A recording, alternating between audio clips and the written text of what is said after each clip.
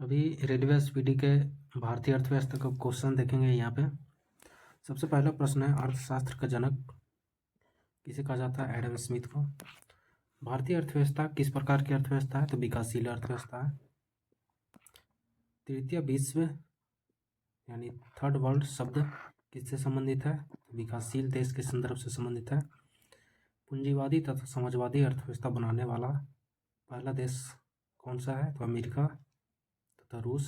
इसमें क्रमशः दिया है तो अमेरिका तथा रूस है। विश्व की सबसे बड़ी अर्थव्यवस्था अमेरिका की अर्थव्यवस्था है। विश्व की दूसरी सबसे बड़ी अर्थव्यवस्था चीन की। सकल घरेलू उत्पाद की दृष्टि से भारतीय अर्थव्यवस्था का विश्व में स्थान कौन सा है? 7वां। क्रय शक्ति क्षमता पीपीपी के आधार पर भारत की अर्थव्यवस्था का विश्व में कौन सा स्थान है? तो यहाँ पे दिया गया तीसरा है।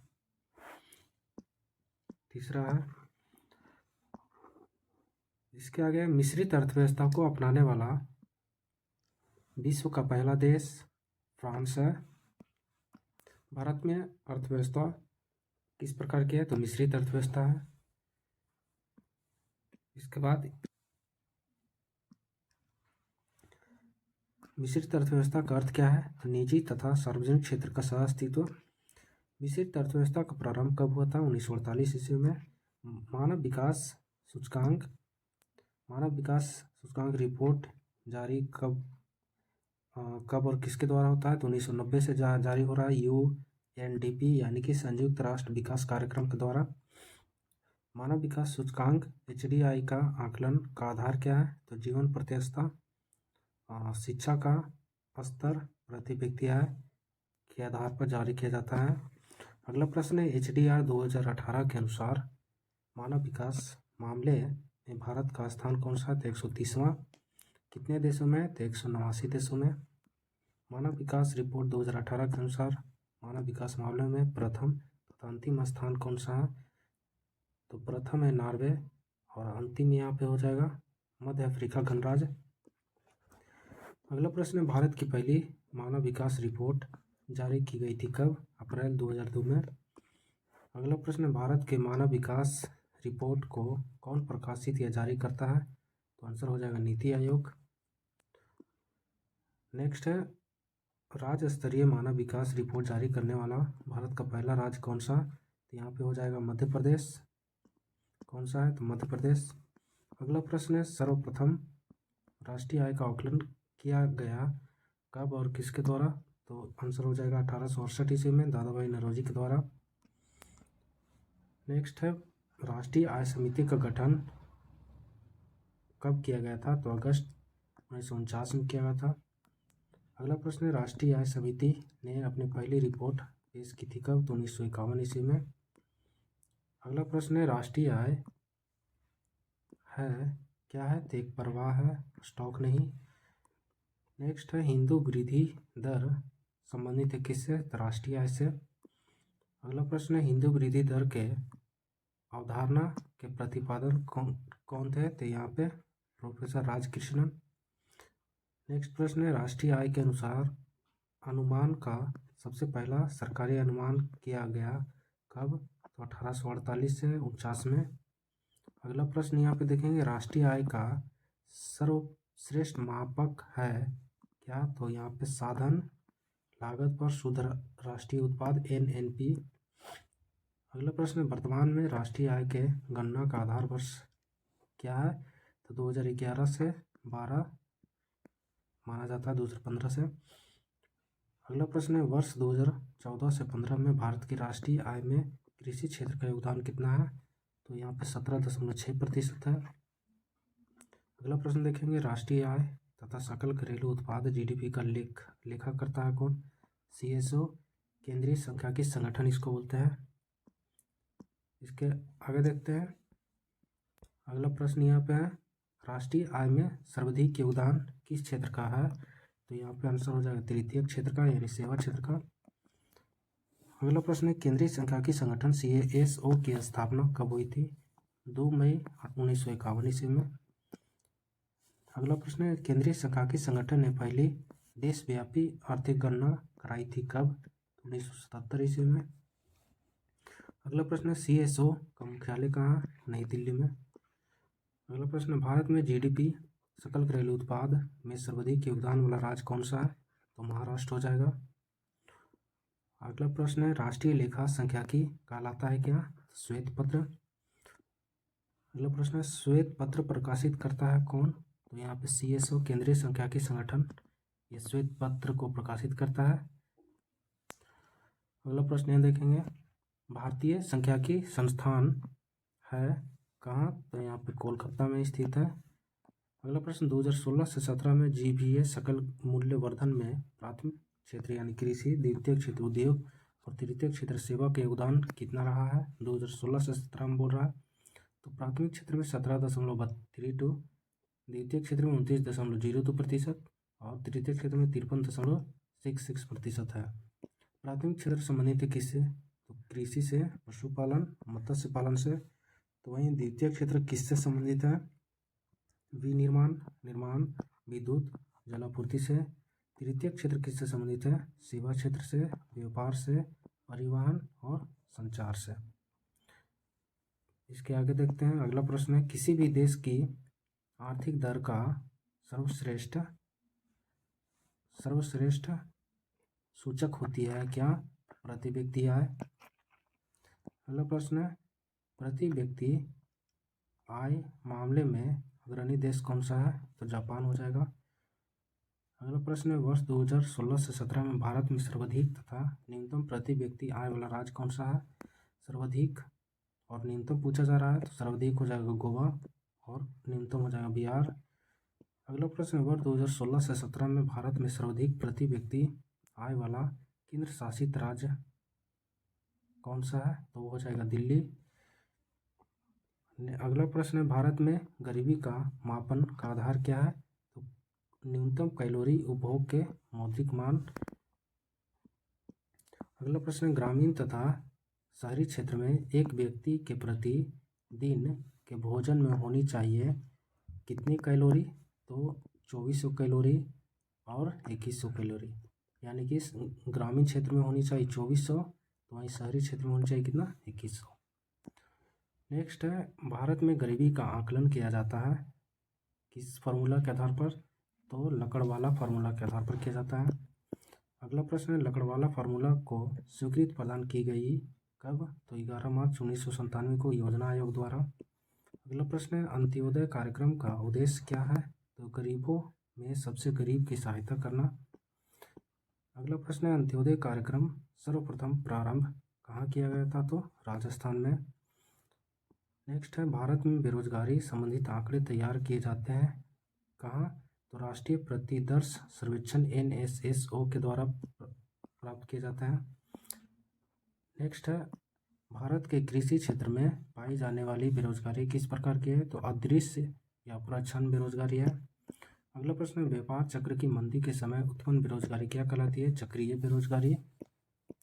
नेक्स्ट है भारत में बेरोजगारी का स्वरूप किस प्रकार का है? तो संरचनात्मक है। अगला प्रश्न है ग्रामीण क्षेत्र में पाई जाने वाली बेरोजगारी है कैसी? तो मौसमी बेरोजगारी या कृषि क्षेत्रों में बेरोजगारी। नेक्स्ट है अगला प्रश्न यहाँ पे देखेंगे शहरी क्षेत्रों में पाई जाने वाली बेरोजगारी किस प्रकार की होती है? तो खुली या प्रत्यक्ष बेरोजगारी। अगला प्रश्न है वित्तीय वर्ष की अवधि कब से कब तक मानी जाती है? तो 1 अप्रैल से 31 मार्च मानी जाती है। नेक्स्ट है प्रथम वित्त आयोग का गठन कब किया गया था? तो 1951 ईस्वी में। नेक्स्ट है वित्त आयोग का गठन होता है किसके द्वारा और कौन से अनुच्छेद के तहत? तो राष्ट्रपति के द्वारा गठित किया जाता है अनुच्छेद 280 के 1 के तहत। नेक्स्ट है राज्य वित्त आयोग का गठन किस अनुच्छेद के तहत होता है? तो अनुच्छेद 243 1 के तहत। अगला प्रश्न है वित्त आयोग के प्रथम अध्यक्ष कौन थे? तो केसी नियोगी। नेक्स्ट है वित्त आयोग के अध्यक्ष की नियुक्ति कौन करता है? तो राष्ट्रपति, नियुक्ति राष्ट्रपति। अगला प्रश्न है वित्त आयोग का कार्यकाल कितने साल का होता है? 5 साल का होता है। नेक्स्ट है वित्त आयोग में सदस्यों की संख्या कितनी होती है? 5, अध्यक्ष सहित, यानी अध्यक्ष को मिलाकर ही 5 होते हैं। अगला प्रश्न है 14वें वित्त आयोग का गठन कब किया गया था? 2013 ईस्वी में। नेक्स्ट है 14वें वित्त आयोग की अवधि कब से कब मानी जाती है? तो 2015 से 2020 के बीच में। अगला प्रश्न है 15वें वित्त आयोग के अध्यक्ष कौन थे? तो वाई बी रेड्डी। नेक्स्ट है 15वें वित्त आयोग की अवधि होगी कब से कब तक, तो 2020 से 2025 तक। अगला प्रश्न है 15वें वित्त आयोग के अध्यक्ष कौन है, तो एन के सिंह। नेक्स्ट, वित्त आयोग का मुख्य कार्य क्या है, तो केंद्र तथा राज्य के बीच राजस्व का बंटवारा करना, ये वित्त आयोग का मुख्य कार्य है। अगला प्रश्न है 7वें वित्त आयोग का गठन कब किया गया था, तो फरवरी 2014 में। अगला प्रश्न है 7वें वित्त आयोग के अध्यक्ष कौन है, तो अशोक कुमार माथुर 7वें वित्त आयोग के अध्यक्ष हैं। अगला प्रश्न है योजना आयोग का गठन कब किया गया था और किस समिति के द्वारा, तो 15 मार्च 1950 को 1946 में गठित नियोगी समिति की सिफारिश पर की गई योजना आयोग का गठन। अगला प्रश्न है योजना आयोग का प्रस्ताव किसने दिया था, तो जॉन मथाई ने दिया था। नेक्स्ट है योजना आयोग संस्था किस प्रकार की है, तो गैर संवैधानिक संस्था है। अगला प्रश्न है योजना आयोग का अध्यक्ष कौन होता है, तो प्रधानमंत्री होता है। अगला प्रश्न है योजना आयोग के प्रथम अध्यक्ष एवं उपाध्यक्ष थे कौन, तो पंडित जवाहरलाल नेहरू तथा गुलजारी लाल नंदा। अगला प्रश्न है योजना आयोग के अंतिम अध्यक्ष एवं उपाध्यक्ष कौन है, तो अंतिम नरेंद्र मोदी और अंतिम उपाध्यक्ष कौन है, तो मोंटेग सिंह अहलूवालिया। अगला प्रश्न है योजना आयोग के स्थान पर किस नई संस्था का गठन किया गया है, तो नीति आयोग आंसर हो जाएगा इसका। नेक्स्ट है नीति आयोग राष्ट्रीय भारत परिवर्तन संस्थान अस्तित्व में आई कब, 1 जनवरी 2015 को। अगला प्रश्न नीति आयोग का अध्यक्ष होता है कौन, तो यहाँ प्रधानमंत्री हो जाएगा। अगला प्रश्न है नीति आयोग के प्रथम अध्यक्ष एवं उपाध्यक्ष है कौन, तो प्रथम हो जाएगा नरेंद्र मोदी और प्रथम उपाध्यक्ष हो जाएगा अरविंद पानगड़िया। अगला प्रश्न नीति आयोग संस्था है किस प्रकार की, तो गैर संवैधानिक परामर्शदात्री एवं विशेषज्ञ संस्था है। अगला प्रश्न है योजना आयोग द्वारा इंडिया विजन 2020 का दस्तावेज प्रस्तुत हुआ कब, तो यह आंसर हो जाएगा 23 जनवरी 2003 को। अगला प्रश्न है इंडिया विजन 2020 में सकल घरेलू उत्पाद जीडीपी लक्ष्य कितने निर्धारित किया गया था, तो 9%। अगला प्रश्न है सुपर कैबिनेट के रूप में माना जाता है किसे, तो राष्ट्रीय विकास परिषद को। अगला प्रश्न है राष्ट्रीय विकास परिषद का गठन हुआ कब, 6 अगस्त 1952 को। एनडीसी संस्था किस प्रकार की गैर संवैधानिक संस्था है। अगला प्रश्न है एनडीसी का अध्यक्ष होता है कौन, प्रधानमंत्री। अब इसके आगे देखते हैं। अगला प्रश्न है राष्ट्रीय विकास परिषद के सदस्यों में शामिल होते हैं कौन कौन, यहाँ पे आंसर हो जाएगा केंद्रीय मंत्रिमंडल के सदस्य, राज्यों के मुख्यमंत्री, केंद्र शासित राज्यों के प्रशासक तथा योजना आयोग के सदस्य ये शामिल होते हैं। अगला प्रश्न है राष्ट्रीय विकास परिषद का मुख्य कार्य है, क्या क्या कार्य है, तो पंचवर्षीय योजनाओं का अनुमोदन तथा अंतिम स्वीकृति प्रदान करना। अगला प्रश्न है भारत में योजना का स्वरूप है, तो मिश्रित, किस प्रकार की योजना स्वरूप है, तो मिश्रित। नेक्स्ट है भारत के नियोजित अर्थव्यवस्था पुस्तक को लिखा है किसने, तो विश्वेश्वरैया ने लिखा कब, 1934 ईस्वी में। नेक्स्ट है गांधी योजना को तैयार किया था किसने, श्री मननारायण ने कब, तो 1944 में हो जाएगा। अगला प्रश्न है बॉम्बे प्लान 15 वर्षीय योजना लागू हुआ कब, लागू हुआ और किसके द्वारा, तो 1944 ईस्वी में लागू किया गया 8 उद्योगपतियों के द्वारा। नेक्स्ट है जन योजना निर्मित की गई किसके द्वारा और कब किया गया है, तो श्री एम.एन. राय के द्वारा अप्रैल 1945 में किया गया। अगला प्रश्न है सूर्योदय योजना की प्रस्तुत किया था किसने किया था, तो यहाँ पे जयप्रकाश नारायण जनवरी 1950 में किया था। अगला प्रश्न है नियोजन शेष तात्पर्य क्या है, तो आर्थिक नियोजन। नेक्स्ट है आर्थिक नियोजन को सर्वप्रथम अपनाया था किसने, रूस ने। अगला प्रश्न है नियोजन इकाई विषय है किस प्रकार की, तो समवर्ती सूची में है। आर्थिक नियोजन से संबंधित सूची कौन सा है, तो 7वीं अनुसूची है। नेक्स्ट है नियोजित आर्थिक विकास का शुभारंभ कब किया गया था, तो 1951 ईस्वी में किया गया था। अगला प्रश्न भारत में पंचवर्षीय योजना के क्रियान्वयन का दायित्व होता है किसे, केंद्र और राज्य सरकार को। नेक्स्ट है राष्ट्रीय योजना समिति की स्थापना कब किया गया था? 1938 ईस्वी में किया गया था। अगला प्रश्न है राष्ट्रीय आय समिति के अध्यक्ष थे, कौन अध्यक्ष थे? तो पंडित जवाहरलाल नेहरू थे। अगला प्रश्न है राष्ट्रीय योजना समिति का रिपोर्ट प्रकाशित हुआ था तो कब? 1949 ईस्वी में। अगला प्रश्न, भारत में पंचवर्षीय योजना प्रेरित है किससे? तो रूस से। अगला प्रश्न है प्रथम पंचवर्षीय योजना 1951 से 56 किस पर आधारित है? तो हेराल्ड डोमर मॉडल पर आधारित है। अगला प्रश्न है प्रथम पंचवर्षीय योजना में प्राथमिकता बल दिया गया था किसको? तो कृषि को। नेक्स्ट है द्वितीय पंचवर्षीय योजना 1956 से 61 आधारित थी किस मॉडल पे? तो पीसी महालनोबिस के मॉडल पर आधारित थी। अगला प्रश्न है द्वितीय पंचवर्षीय योजना में सर्वोच्च प्राथमिकता दी गई किसे दी गई है? तो भारी एवं आधारभूत उद्योग को दी गई है। नेक्स्ट है राउरकेला उड़ीसा, भिलाई छत्तीसगढ़ और दुर्गापुर पश्चिम बंगाल इस्पात कारखानों की स्थापना की गई थी किस पंचवर्षीय योजना काल में? तो दूसरी योजना काल में।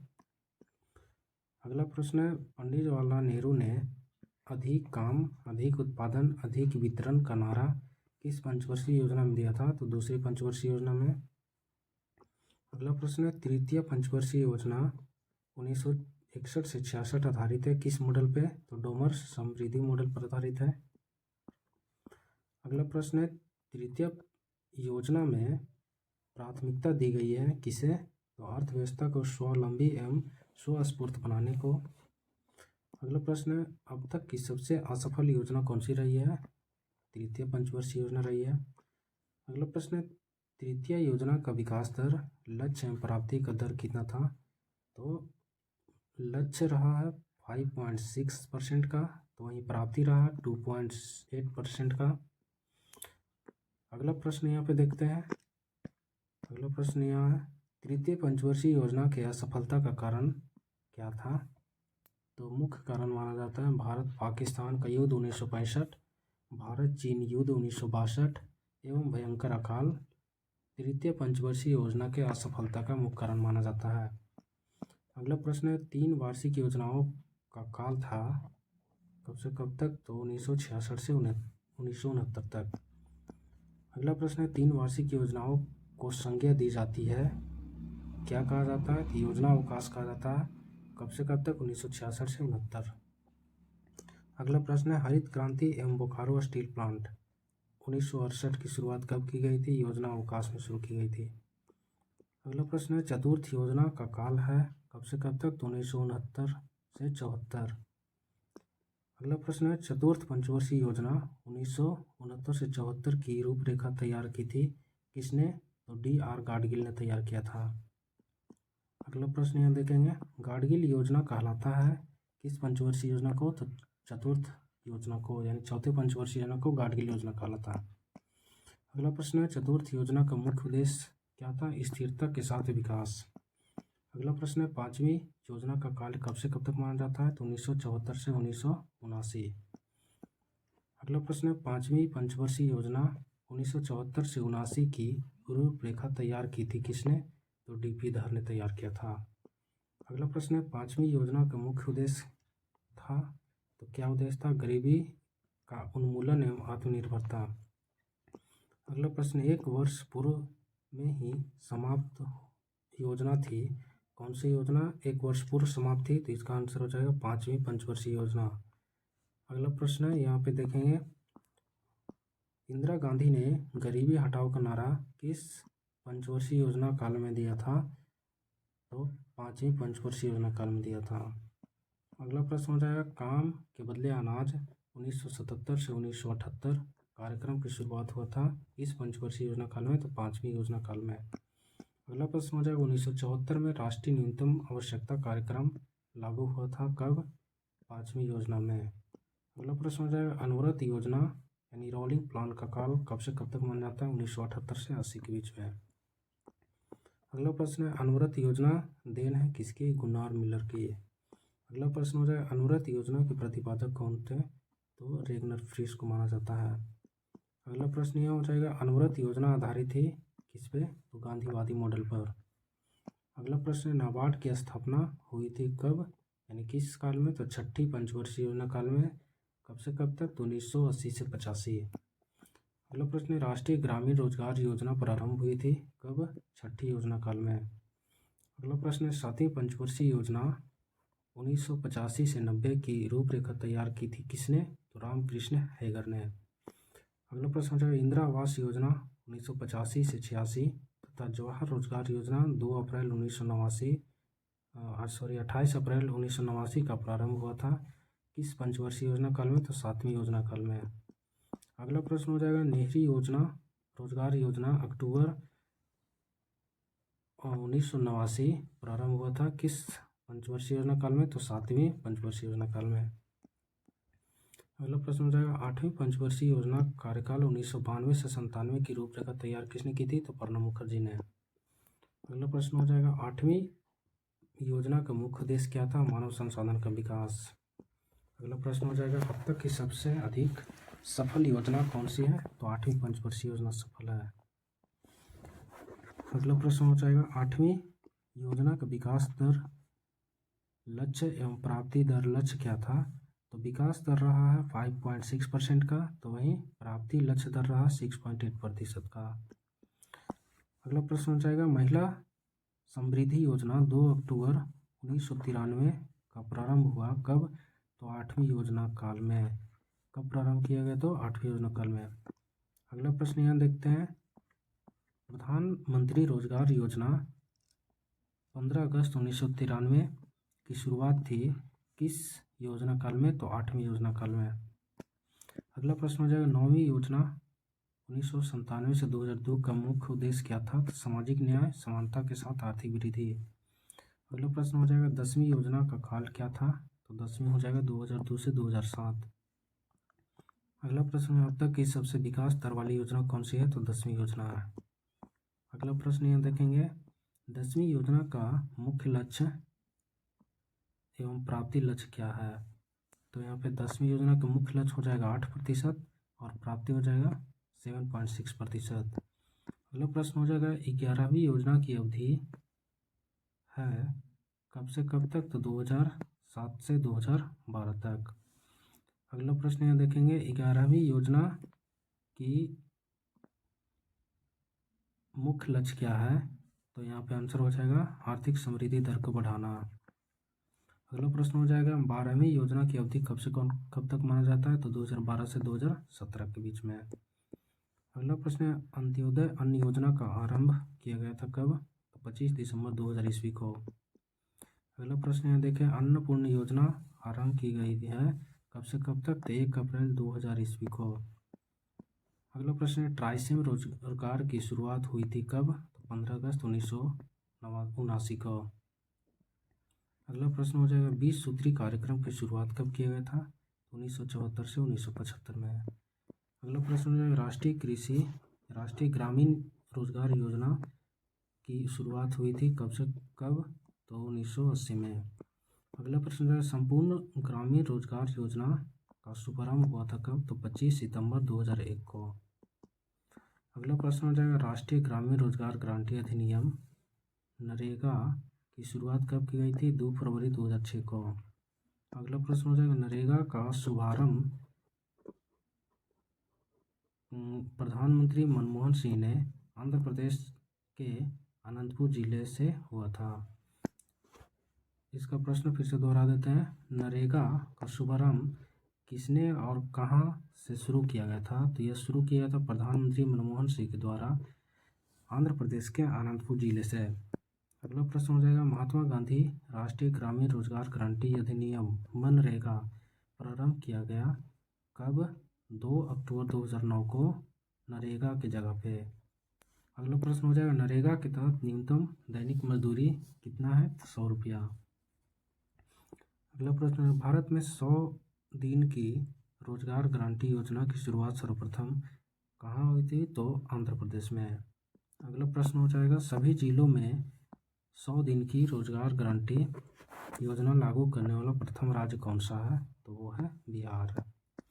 अगला प्रश्न हो जाएगा जवाहर ग्राम समृद्धि योजना का आरंभ हुआ था कब, तो 1 अप्रैल 1999 को। अगला प्रश्न हो जाएगा सर्व शिक्षा अभियान की शुरुआत कब की गई थी? तो 2000 से 2001 में। अगला प्रश्न हो जाएगा हरियाली योजना का शुभारंभ किया गया कब? 27 जनवरी 2003 को। अगला प्रश्न हो जाएगा कृषक बीमा आय योजना प्रारंभ हुआ था कब? तो 2003 से 2004 में। अगला प्रश्न हो जाएगा स्वजल धारा कार्यक्रम की शुरुआत हुई थी कब? दिसंबर 2002 में।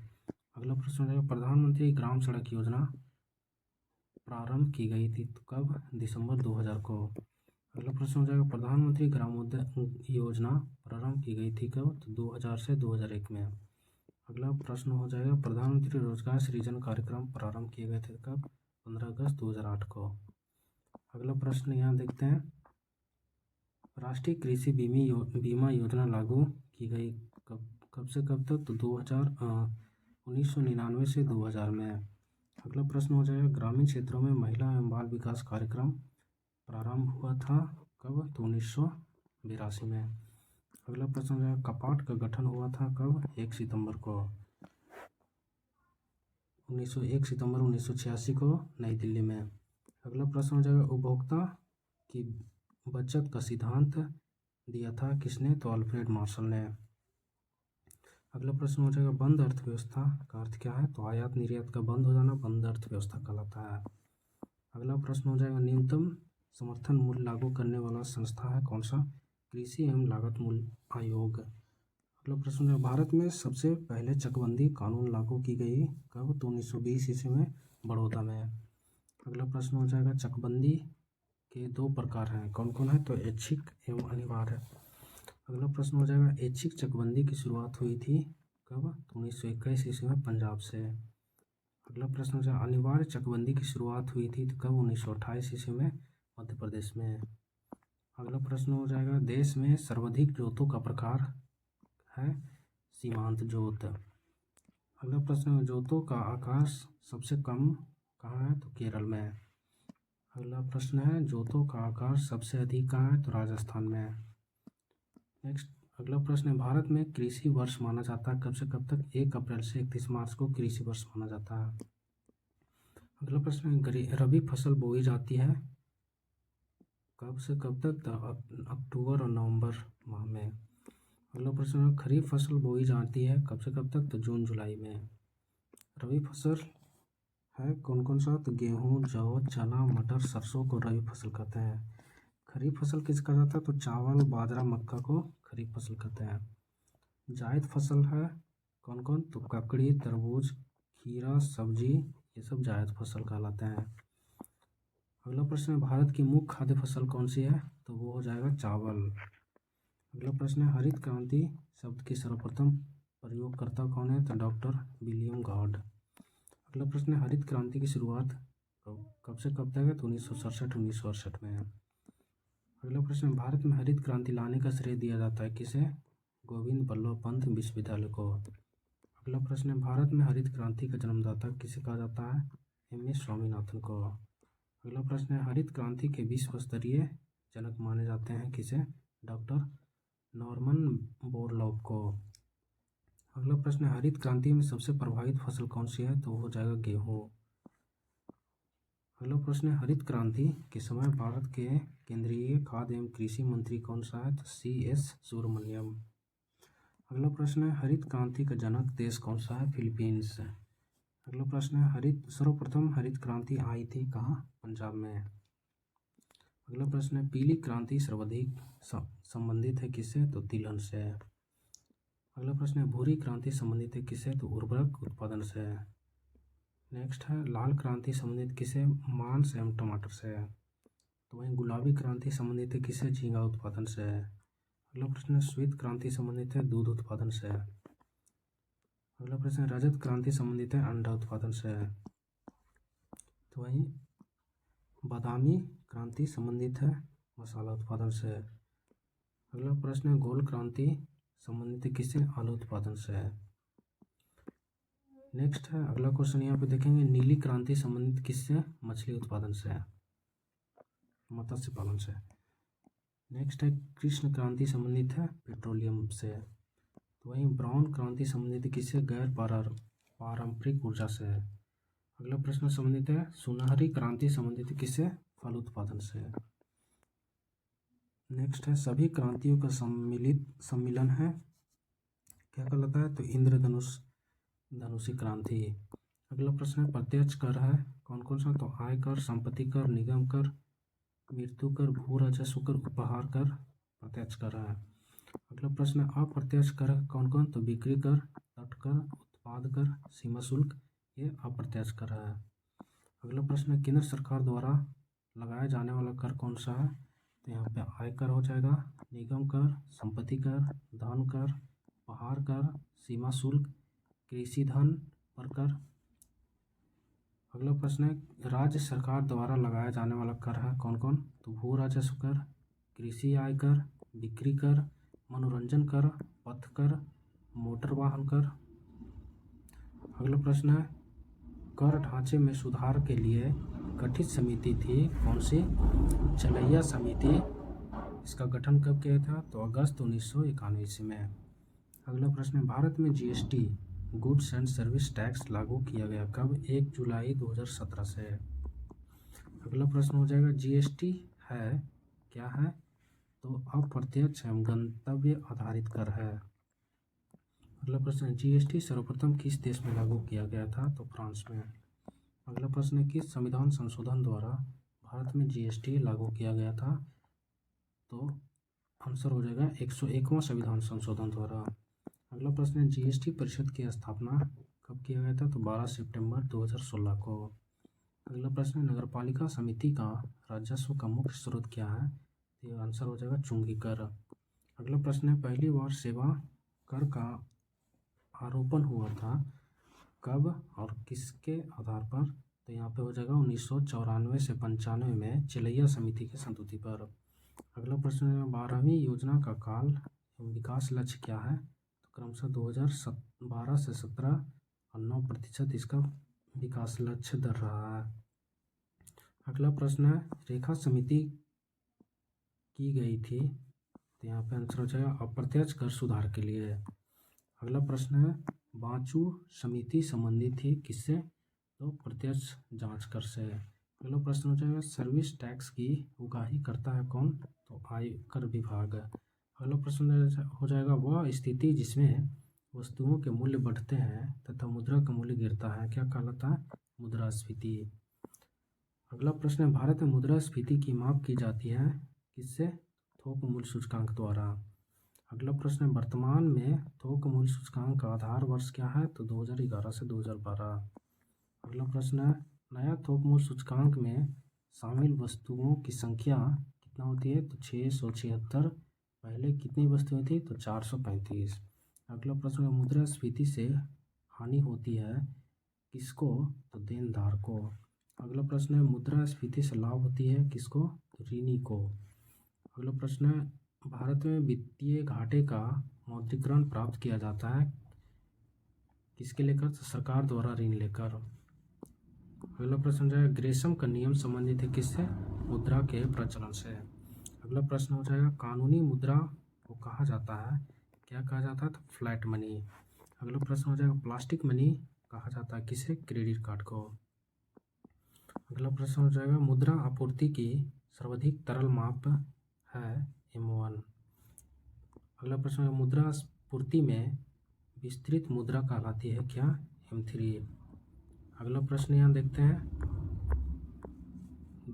गिल्ट एज बाजार संबंध है किससे? तो आंसर हो जाएगा सोना चांदी से।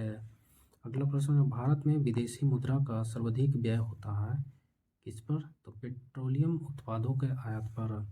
अगला प्रश्न है भारत को सर्वाधिक विदेशी मुद्रा प्राप्त होता है किससे?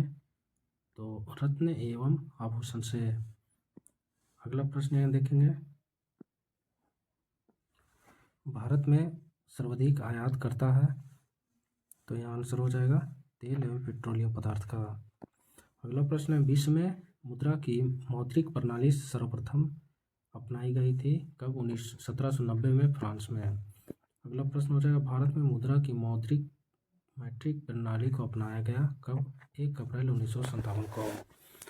अगला प्रश्न हो जाएगा मुद्रा अवमूल्यन का उद्देश्य होता है निर्यात को बढ़ावा अथवा आयात को कम करना। अगला प्रश्न हो जाएगा निर्यातों एवं आयातों को वित्तीय सहायता प्रदान करता है कौन? तो निर्यात आयात बैंक। अगला प्रश्न हो जाएगा निर्यात आयात बैंक यानी एक्सिम बैंक के नाम से भी जाना जाता है, इसकी स्थापना कब किया गया था? तो 1 जनवरी 1982 को। अगला प्रश्न है भारत में जीवन बीमा देन है किसकी? तो ब्रिटेन की। अगला प्रश्न है दीर्घकालिक वित्त व्यवस्था उपलब्ध कराने वाली संस्था कौन सी है?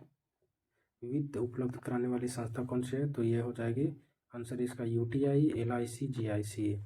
अगला प्रश्न है सामान्य बीमा निगम GIC की स्थापना कब किया गया था? तो 1972 ईस्वी में। अगला प्रश्न है भारत की सामान्य बीमा व्यवस्था का राष्ट्रीयकरण कब हुआ था? तो 1971 ईस्वी में। अगला प्रश्न है भारतीय जीवन बीमा LIC की स्थापना हुई थी कब? तो 1 सितंबर 1956 ईस्वी को। अगला प्रश्न यहाँ पे है सबसे बड़ी म्यूचुअल ट्रस्ट संस्था कौन सी है? तो आंसर हो जाएगा इसका UTI। अगला प्रश्न है भारतीय यूनिट ट्रस्ट की स्थापना हुई थी कब? 1 जुलाई 1964 ईस्वी को। इसका मुख्यालय कहाँ है? तो मुंबई। अगला प्रश्न है भारत का पहला म्यूचुअल फंड कौन सा है? तो US-64। अगला प्रश्न है US-64 योजना समाप्त की गई कब? तो 31 मई 2003 को। अगला प्रश्न है राष्ट्रीय कृषि एवं ग्रामीण विकास बैंक नाबार्ड की स्थापना कब की गई थी? 12 जुलाई 1982 ईस्वी को। किस समिति के रिपोर्ट पर की गई थी? शिवरामन समिति की रिपोर्ट पर। अगला प्रश्न हो जाएगा भारत का प्रतिभूति मुद्रणालय सिक्योरिटी प्रिंटिंग प्रेस तथा बैंक नोट प्रेस कहाँ स्थित है? इसका आंसर हो जाएगा नासिक, हैदराबाद और देवास। अगला प्रश्न यहाँ देखते हैं भारत में सरकारी समिति का ढांचा है किस प्रकार का है? तो इसका आंसर हो जाएगा त्रिस्तरीय। अगला प्रश्न है नगदी में प्राप्त मजदूरी कहलाती है, क्या कहलाती है? तो मौद्रिक मजदूरी। अगला प्रश्न है पूंजी साधन का प्रतिफल होता है कैसा? ब्याज। अगला प्रश्न है आर्थिक समृद्धि का अर्थ क्या है? उत्पादन में वृद्धि। अगला प्रश्न है भारतीय रिजर्व बैंक की स्थापना कब की गई थी? तो 1 अप्रैल 1935 ईस्वी को। और भारतीय रिजर्व बैंक का राष्ट्रीयकरण कब किया गया? तो 1 जनवरी 1949 ईस्वी को। अगला प्रश्न हो जाएगा भारतीय रिजर्व बैंक की स्थापना की गई थी किसके सिफारिश पर? तो हिल्टन आयोग की सिफारिश पर। अगला प्रश्न है यहाँ पे देश का सबसे बड़ा सार्वजनिक व्यापारिक बैंक है, इसका आंसर हो जाएगा भारतीय स्टेट बैंक। इसकी स्थापना की गई थी कब की गई थी? तो 1 जुलाई 1955 को। अगला प्रश्न है भारत में बैंकों का राष्ट्रीयकरण की संस्तुति प्रस्तुत की थी किस समिति ने? तो हजारी समिति ने। अगला प्रश्न है सबसे पहले 14 बड़े व्यापारिक बैंकों का राष्ट्रीयकरण कब किया गया था? तो 19 जुलाई 1969 को। अगला प्रश्न हो जाएगा दूसरी बार 6 अन्य व्यापारिक बैंकों का राष्ट्रीयकरण कब किया गया था? तो 15 अप्रैल 1980 को। अगला प्रश्न यहाँ देखते हैं रिजर्व बैंक केंद्र एवं राज्य सरकार को ऋण प्रदान करता है कितना दिन के लिए? इसका आंसर हो जाएगा 90 दिन के लिए। अगला प्रश्न है भारतीय बैंक का सर्वाधिक शाखाएं हैं कौन सा? कहाँ है? तो यूनाइटेड किंगडम में। अगला प्रश्न है प्रीपेड कार्ड जारी करने वाला पहला वाणिज्य बैंक कौन सा है? तो ओरिएंटल बैंक ऑफ कॉमर्स है। अगला प्रश्न है निजी क्षेत्र से पूंजी उगाने वाला पहला राष्ट्रीयकृत बैंक कौन सा है? तो ओरिएंटल बैंक ऑफ कॉमर्स है। अगला प्रश्न हो जाएगा नरसिंह समिति संबंधित है किससे? बैंकिंग सुधार से। अगला प्रश्न यहाँ पे हो जाएगा गोई पोरिया समिति संबंधित है किससे? तो इसका आंसर हो जाएगा बैंक में ग्राम सेवा सुधार से। अगला प्रश्न है देश का पहला मोबाइल बैंक कौन सा है? तो लक्ष्मी वाहिनी बैंक मध्य प्रदेश। अगला प्रश्न है देश का प्रथम तैरता ATM स्थापित किया गया है तो कहाँ? कोच्चि में। किस बैंक द्वारा? तो SBI के द्वारा। अगला प्रश्न हो जाएगा UT बैंक लिमिटेड का 30 जुलाई 2007 से नया नाम रखा गया, इसका नया नाम क्या है? Axis bank limited. अगला प्रश्न हो जाएगा RBI अपने अनुसूची बैंकों को जिस दर पर ऋण उपलब्ध कराता है वो क्या कहलाता है? तो वो कहलाता है बैंक दर। अगला प्रश्न हो जाएगा बैंक RBI द्वारा निर्धारित राशि को जब प्रतिभूति के रूप में अपने पास रखता है तो वह क्या कहलाता है? वैधानिक तरलता SLR। अगला प्रश्न हो जाएगा बैंक RBI द्वारा निर्धारित राशि को जब नगद के रूप में RBI के पास जमा करे तो वह कहलाता है क्या? नगद आरक्षण अनुपात CRR। अगला प्रश्न है भारत में सहकारी बैंक की शुरुआत कब की गई? तो 1904 ईस्वी में। अगला प्रश्न है मौद्रिक नीति की घोषणा भारतीय रिजर्व बैंक द्वारा की जाती है कितने दिन के लिए? तो प्रति 6 माह के लिए। अगला प्रश्न हो जाएगा भारतीय औद्योगिक विकास बैंक IDBI की स्थापना कब की गई? 1 फरवरी 1964 को। अगला प्रश्न मानसून का जुआ कहा जाता है किसे? भारतीय बजट को। अगला प्रश्न हो जाएगा बजट पूर्व आधारित समीक्षा प्रस्तुत की जाती है कहाँ? केवल लोकसभा में। अगला प्रश्न घाटे का बजट क्या कहलाता है? जब सरकारी आय व्यय से कम हो जाता है तो वो घाटे का बजट कहलाता है। अगला प्रश्न बाजार के नियम के प्रतिपादक कौन है? तो JB से। अगला प्रश्न यहाँ देखेंगे सरकारी आयोग का गठन किया गया था कब? तो इसका आंसर हो जाएगा 1983 में संसद द्वारा। अगला प्रश्न यहाँ देखेंगे अर्थशास्त्र में निवेश का अर्थ क्या होता है? तो शेयरों की खरीदारी। अगला प्रश्न भारत का पहला एवं सबसे पुराना बम्बई स्टॉक BSE की स्थापना कब की गई थी? तो 1875 ईस्वी में। अगला प्रश्न हो जाएगा दलाल स्ट्रीट स्थित है कहाँ? मुंबई में। अगला प्रश्न है राष्ट्रीय स्टॉक एक्सचेंज NSE की स्थापना कब और किसके सिफारिश पर कौन सा समिति के द्वारा किया गया था? 1991 ईस्वी में फेरवानी समिति द्वारा। अगला प्रश्न हो जाएगा राष्ट्रीय स्टॉक एक्सचेंज का प्रमुख प्रवर्तक कौन है? तो IDBI। अगला प्रश्न यहाँ देखते हैं राष्ट्रीय स्टॉक एक्सचेंज का मुख्यालय स्थित है कहाँ? दक्षिण मुंबई में वर्ली में। अगला प्रश्न हो जाएगा निफ्टी मूल सूचकांक है किसका? तो NSE का। अगला प्रश्न है तेजाड़िया एवं मंदड़िया शब्दावली संबंधित है किससे? तो शेयर बाजार से। अगला प्रश्न यहाँ पे है भारत में मान्यता प्राप्त स्टॉक एक्सचेंज की संख्या कितनी है? तो वो 23 है। अगला प्रश्न है BSE का संवेदी सूचकांक का आधार वर्ष क्या है? तो वर्ष 1978 से 79। अगला प्रश्न जो है BSE का राष्ट्रीय सूचकांक का आधार वर्ष क्या है? तो वर्ष 1983 से 84 ईस्वी। अगला प्रश्न जो है नास्डैक है क्या है? तो अमेरिका का शेयर बाजार। अगला प्रश्न हो जाएगा डो जोन्स शेयर सूचकांक है कहाँ के? तो न्यूयॉर्क स्टॉक एक्सचेंज का। अगला प्रश्न हो जाएगा भारत में शेयर बाजारों के लिए मुख्य नियंत्रक का कार्य करता है कौन? सेबी। इसका मुख्यालय कहाँ है? तो मुंबई। अगला प्रश्न है भारतीय प्रतिभूति एवं विनिमय बोर्ड सेबी की स्थापना हुई थी कब? 12 अप्रैल 1988 को। अगला प्रश्न हो जाएगा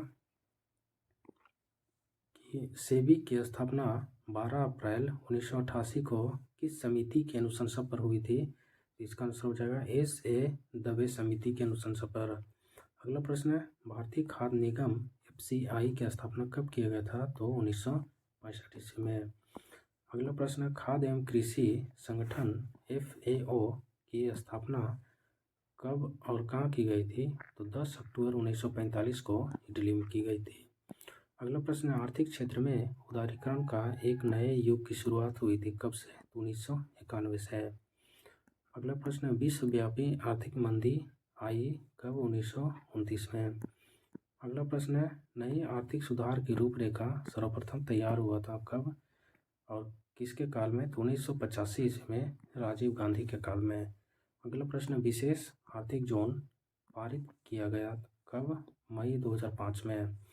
अगला प्रश्न जो मीरा सेठ समिति संबंधित है किससे? तो हथकरघा से। अगला प्रश्न हो जाएगा सत्यम समिति संबंधित है किससे?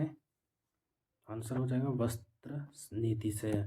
अगला प्रश्न है भारतीय लघु उद्योग विकास बैंक सिडबी की स्थापना कब किया गया था? अक्टूबर 1990 में।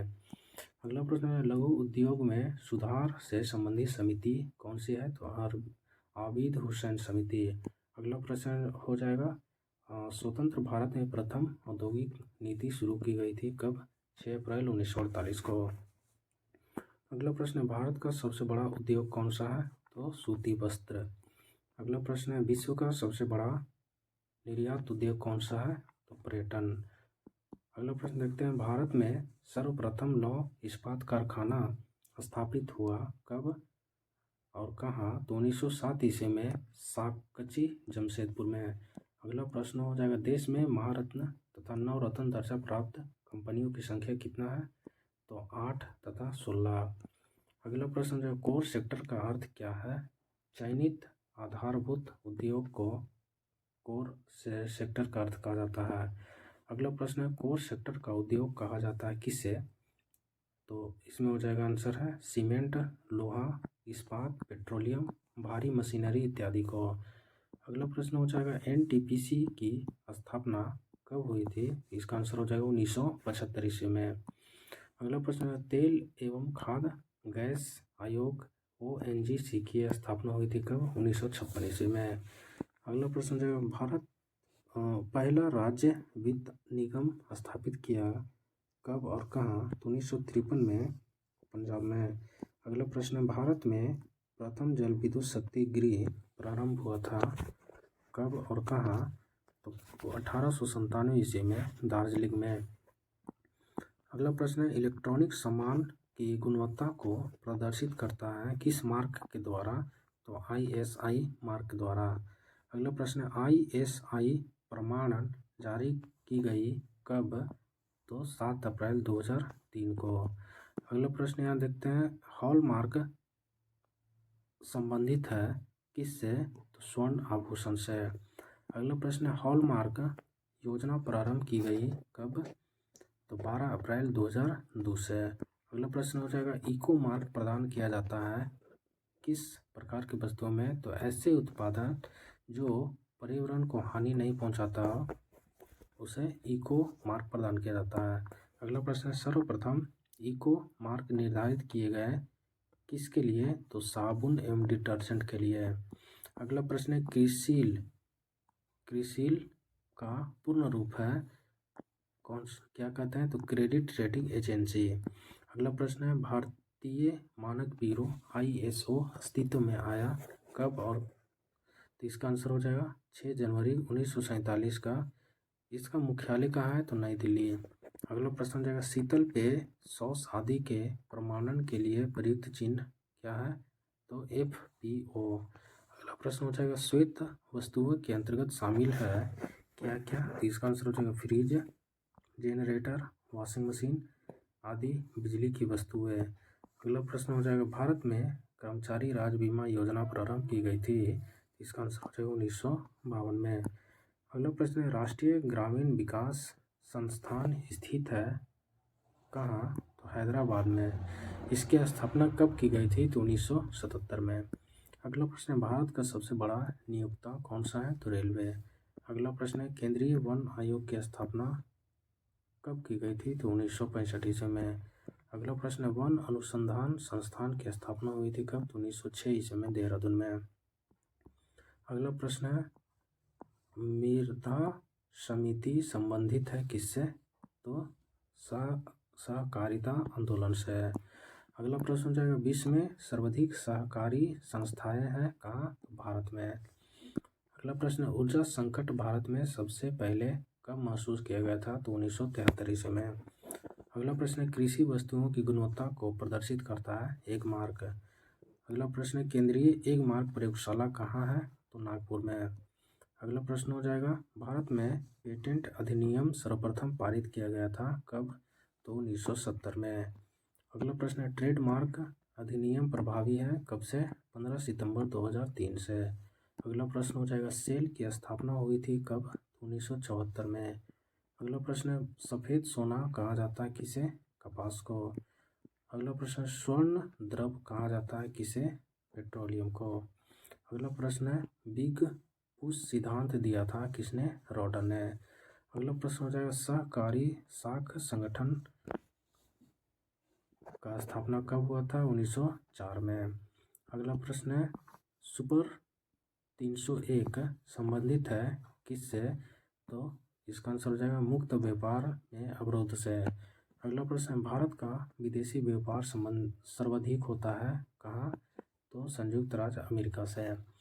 अगला प्रश्न है भारत में विदेशी निवेश करने वाला प्रथम देश कौन सा है? मॉरिशस। अगला प्रश्न है ज्ञान प्रकाश समिति संबंधित था किससे? चीनी घोटाला से। अगला प्रश्न है सुंदर राजन समिति संबंधित है किससे? पेट्रोलियम से। अगला प्रश्न है भगवती समिति संबंधित है किससे? बेरोजगारी से। अगला प्रश्न है हजारी समिति संबंधित है औद्योगिक नीति से।